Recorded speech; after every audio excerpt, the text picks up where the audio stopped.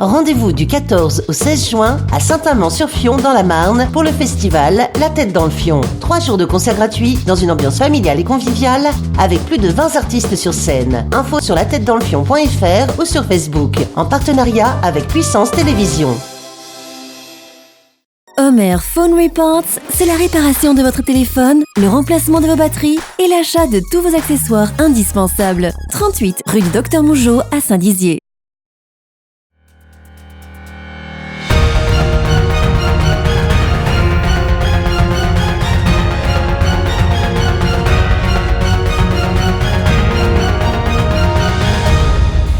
Bonsoir à tous, bienvenue dans ce nouveau journal du mercredi 12 juin 2019. Voici les titres. Les épreuves du bac démarrent la semaine prochaine, les lycéens sont en pleine révision. Un atelier pour accompagner la création d'entreprises au CCI de Saint-Dizier. La fête du sport, c'était samedi sur la place d'Armes de Vitry-le-François. Les Fuseaux accueillaient vendredi dernier le gala de danse de l'école Marchand Chrétien. La médiathèque Albert Camus de Vitry-le-François permet aux lycéens de réviser pour les épreuves du bac en toute tranquillité grâce à un espace détente. Un reportage de Julien Carré, Nicolas Fontaine et Amandine Léziac. Il ne reste que 5 jours avant la première épreuve du baccalauréat, c'est donc l'ultime semaine de révision pour les terminales. À cette occasion, la médiathèque Albert Camus de Vitry-le-François a mis en place une animation Objectif Bac. Ainsi, du 27 mai au 15 juin, les futurs bacheliers peuvent réviser tranquillement au sein de ce lieu. On a décidé de les accueillir le mieux possible, qu'ils puissent réviser, qu'ils puissent se détendre, se concentrer et puis voilà.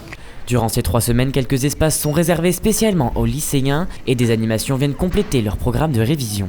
Il y a des tables supplémentaires, des prises électriques, on peut brancher son ordinateur. Il y a une salle en bas où on peut travailler en groupe. On peut s'y restaurer. On a mis à disposition du sirop, du jus de fruits qui puissent prendre des forces. Et puis on leur propose parce que le bac c'est très stressant. On a pensé au côté confiance en soi avec de la méditation et au côté de la détente avec du yoga du rire. Et puis on leur propose ici des massages. Il y a un quart d'heure de massage qui leur se proposait le vendredi après-midi. Voilà. Au total, une 50aine de jeunes se rendent à la médiathèque pour réviser et pour se tenir prêts avant le grand jour. Un atelier pour répondre aux questions des futurs entrepreneurs, c'est ce que proposait aujourd'hui la CCI de Saint-Dizier. Un reportage de Lisa Lamorlette et Jérémy Vitry. Quitter le monde du salariat pour devenir chef d'entreprise. Qui n'y a jamais pensé ? Ce mercredi 12 juin, à la Chambre de commerce et d'industrie Meuse-Haute-Marne, se tenait un atelier d'aide à la création et à la reprise d'entreprise.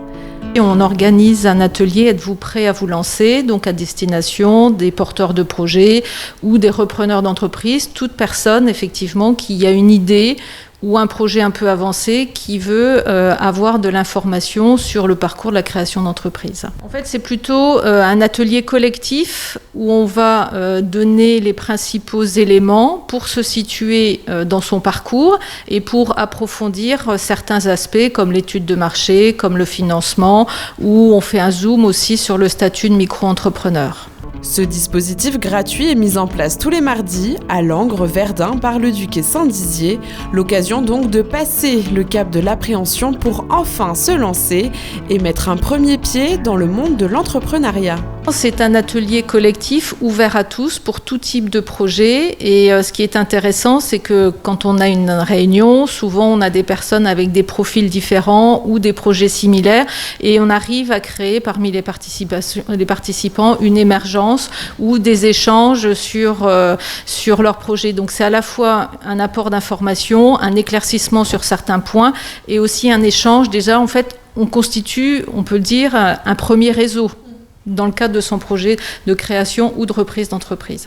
Des profils différents étaient réunis autour de la table avec pour même ambition devenir indépendant en devenant son propre patron. Mais comment sauter le pas ? La première étape, c'est s'informer, c'est-à-dire s'imprégner de cet univers qui est forcément nouveau pour les personnes qui viennent du monde de salariat.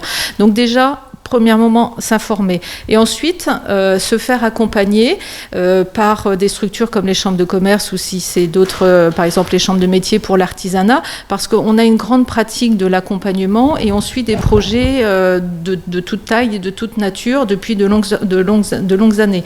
Donc, la création d'entreprise, c'est possible. La reprise d'entreprise aussi, où nous avons aussi des entreprises à reprendre. Rien n'est donc impossible. N'oubliez pas qu'il n'existe aucun diplôme de dirigeant d'entreprise.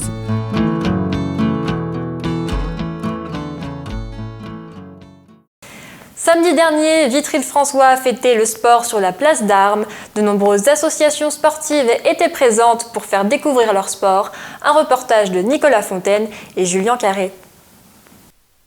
Tennis, handball, judo ou encore équitation, tous les sports étaient réunis ce samedi à Vitry-le-François sur la place d'Armes dans le cadre de la fête du sport. Joint en fête, donc c'est Sport en fête, c'est une animation qui est mise en place en collaboration avec la municipalité et puis les clubs sportifs. Donc nous avons une quinzaine de clubs sportifs qui participent, donc grâce à la collaboration que nous avons avec eux, on peut mettre une animation de qualité. Par exemple, l'année dernière, on avait eu 350 jeunes qui avaient participé, donc qui peuvent découvrir les différents sports. Qui vont recevoir des petits cadeaux, qui peuvent s'amuser. Donc voilà, c'est une belle journée à partir du moment où on a un temps correct. Cette journée était l'occasion pour les associations sportives vitriades de mettre en avant les différentes disciplines qu'il est possible de pratiquer dans la Cité Rose. Alors là, ce qu'on veut, c'est toucher un maximum d'enfants pour leur faire découvrir le tennis et leur donner envie de venir l'année prochaine au club. Les enfants ont ainsi pu découvrir différents sports et dans chaque discipline, divers ateliers étaient proposés afin de les initier dans le domaine de leur choix.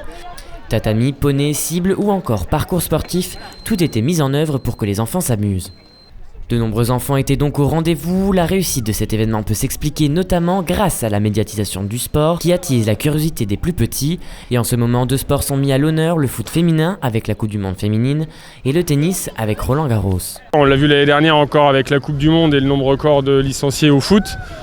C'est une période idéale pour faire découvrir le tennis. Les gamins sont super contents de venir en ce moment. Un événement important qui permet aux enfants de découvrir l'étendue des activités sportives proposées par les associations. Les 170 danseurs de l'école Marchand Chrétien étaient sur la scène des Fuseaux vendredi dernier pour présenter aux spectateurs leur gala de fin d'année. Un reportage de Lisa Lamorlette, Manon Collinet et Jérémy Vitry. 54 ans, c'est l'âge de l'école de danse Marchand Chrétien qui se trouve à Saint-Dizier et justement elle a organisé son spectacle de danse biannuel au Fuseau les 7 et 8 juin derniers. 170 danseurs et danseuses ont pu se relayer avec pour thème central les vacances d'été. Parce qu'on est très bien encadré et j'ai toujours aimé faire de la danse, on est libre. Ma mère elle m'a inscrite quand j'étais petite donc je me suis pas vraiment rendu compte, mais vu que j'ai continué, du coup j'ai aimé ça, puis voilà, j'ai pas voulu arrêter quoi.